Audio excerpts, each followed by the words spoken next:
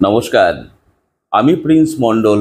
নজরে Bangla official YouTube চ্যানেলে আপনাদের স্বাগত। প্রিয় দর্শক, আপনারা ইতিমধ্যে প্রত্যেকেই অবগত হয়েছেন সুপ্রিম কোর্টের নির্দেশে 2016 সালের এসএসসি পুরো প্যানেলটি বাতিল হয়েছে, যার ফলে চাকরি হারিয়েছে প্রায় 26,000 শিক্ষক শিক্ষিকা সহ অশিক্ষক কর্মচারীরাও।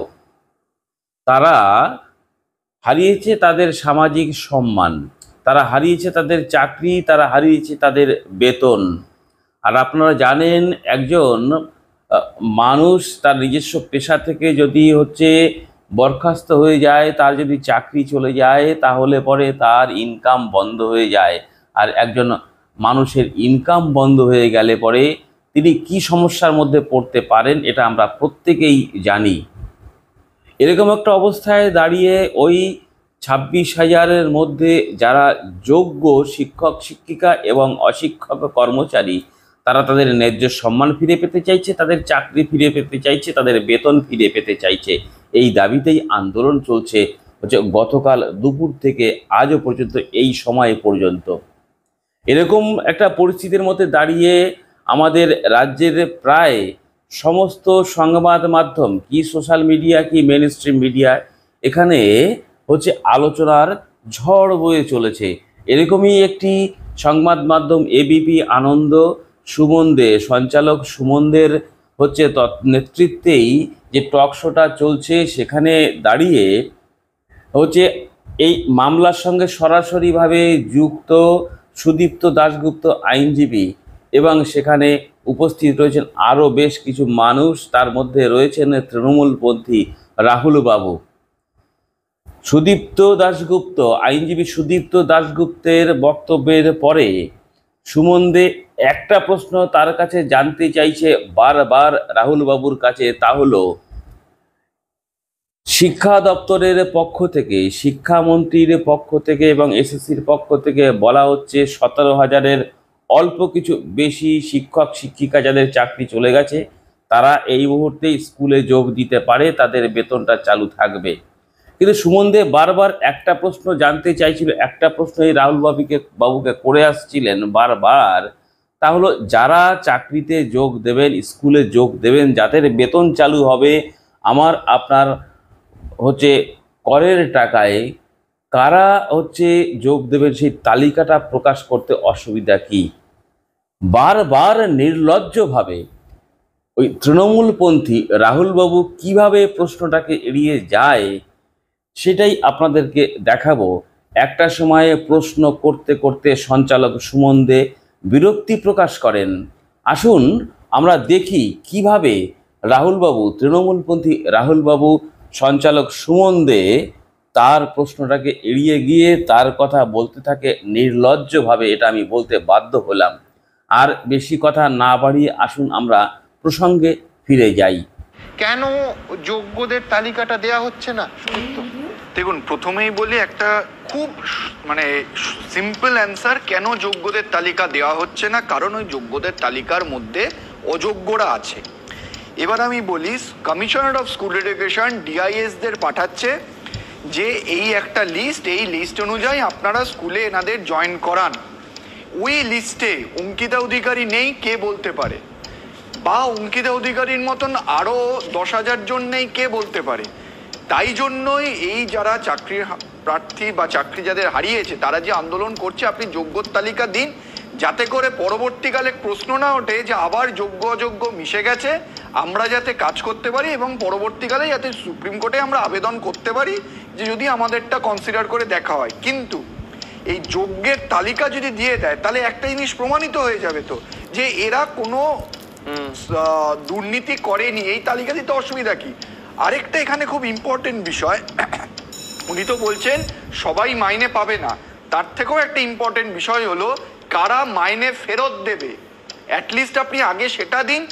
সেটা যদি না দেন, আপনি যদি সেই রকম ক্যান্ডিডেট যাদের বেতন ফেরত দিতে হবে, তাদের নাম যদি এই যোগ্যের তালিকায় ঢুকিয়ে দিয়ে আবার বলেন যে এইখানে যোগ্য অযোগ্য সেগ্রিগেট করা যাচ্ছে না, তার মানে 31শে ডিসেম্বর অবধি যে ব্রিদিং স্পেস সুপ্রিম কোর্ট দিয়েছে যোগ্যদের জন্য সেটাও আপনি কিন্তু কেড়ে নিচ্ছেন এই যোগ্যদের কাছ বেতন থেকে। ফেরতের যে কথা সম্ভবত তো আগামী কালই মাননীয় বিচারপতি দেবাংশু বসাকের ডিভিশন বেঞ্চে তাই নিয়ে আছে, রিপোর্ট দিতে আগামীকাল হবে। আছে, কিন্তু এই হ্যাঁ, বেতন ফেরত দেবে কারা? রাইট। এই বেতন ফেরত কারা দেবে তার জন্য তারা তালিকা বার করতে হবে। সেই তালিকাটা বার করলেও কিন্তু কিছুটা স্বস্তি পাবে এই যোগ্যরা, বুঝতে পারবে যে অ্যাটলিস্ট আমাদের বেতন ফেরত দিতে হবে না, তাহলে আমরা স্কুলে যেতে পারবো। এক, 2 নম্বর খুব একটা ইম্পর্টেন্ট জিনিস, আপনারা তো সবাই শুনেছেন, আমিও শুনেছি, ভুল বললে শুধরে দেবেন, শিক্ষামন্ত্রী বলেছে 17,206 জন যোগ্য চাকরি প্রার্থী যারা স্কুলে যাবে, আপনারা স্কুলে যান, আপনাদের আর কিছু ভাবতে হবে না, এটা বলেছে। আপনাকে আমি একটা ডকুমেন্ট দেখাচ্ছি, একটু দেখাবেন। এটা হলো West Bengal central school service কমিশনের নোটিফিকেশন, এটাও একটা West Bengal central school service কমিশনের নোটিফিকেশন। এইটা 9-10 এর ক্ষেত্রে বলছে টোটাল সুপারিশ হয়েছে চাকরির জন্য 11,425, আর 11-12-এ 5,557। এই দুটো যোগ করলে আসে 16,892। তাহলে আমি মাননীয় শিক্ষামন্ত্রীকে জিজ্ঞেস করতে চাই, উনি কোথা থেকে এই 17,206 ফিগারটা পেলেন? তার মানে আবার এখানে ভুয়ো ক্যান্ডিডেট এই যোগ্যদের মধ্যে ঢুকিয়ে দিচ্ছে। দ্বিতীয়ত, আমরা সবাই জানি সুপ্রিম কোর্টে এসএসসি কিছু দুর্নীতি অ্যাডমিট করেছে, সেটা হলো 6,279, 6,279। এই 6,279 এর যদি বাদও দিই তাহলেও তো ফিগারটা আসে হলো অ্যারাউন্ড 11,000 বা 10,000। তাহলে শিক্ষামন্ত্রী কোন ভিত্তিতে বললেন যে 17,206 জন নতুন জয়েন করবেন? তার মানে এই যে 17,206 জনের যে তালিকা পাঠিয়েছে কমিশনার অফ স্কুল এডুকেশন, তার মানে এখানে অযোগ্যরা আছে, এবং এই কারণেই এই যোগ্যর তালিকা প্রকাশ করা হচ্ছে না। বেশ, দেখো সুমন, একটা কথা আলোচনার সময় বারবার উঠে আসছে যে যোগ্যের মধ্যে যে প্রশ্নটা তুমি করলে একটু আগে, যে এতগুলো অযোগ্য এতগুলো যোগ্য, তো যোগ্যর লিস্ট কেন প্রকাশ হচ্ছে না বা কেন করা হলো না? প্রথম কথা আমি ধরে নিলাম যে এসএসসি যোগ্য অযোগ্য লিস্ট দেয়নি, বা বহুবার তার হলফনামা দিয়েছে, বহুবার তার এফিডেভিট দিয়েছে, তো সেটা সুপ্রিম কোর্টের কাছে আদৌ গ্রহণযোগ্য হয়েছে কিনা সেই নিয়ে পরে প্রশ্ন উঠতে পারে। কিন্তু আমার প্রশ্ন এখানে দাঁড়িয়ে, সেই সময় দাঁড়িয়ে সিবিআই যদি ইনভেস্টিগেশন করেও থাকে, তাহলে অযোগ্যদের লিস্ট যেমন 6,000 এত দেওয়া হয়েছে, তোমার যোগ্যদের লিস্টটা দেওয়া হলো না কেন? আরে দেয়া হলো না মানে যোগ্যদের লিস্ট পাবলিশ করা হচ্ছে না কেন? আজকে এসএসসি চেয়ারম্যান বলছেন 15,000 সামথিং হচ্ছে যোগ্য, ফেয়ার এনাফ, তো নামটা কেন পাবলিশ করছেন না? আমি সুমন তরকারি ধরে নিলাম, আমাকে সময় দিও। এসএসসি কোথাও দাঁড়িয়ে এর মধ্যে আমার তাদের নিয়ে কোনো বক্তব্য নেই, কোনো সহানুভূতি নেই। আজকে সত্যি যারা রাস্তায় দাঁড়িয়েছে, যারা তুমি অযোগ্য বাদ দাও, আমি বলছি 15,000 কে যাতে এই সরকার মাইনে দেবে তাদের নামটা পাবলিশ করতে অসুবিধাটা কোথায়?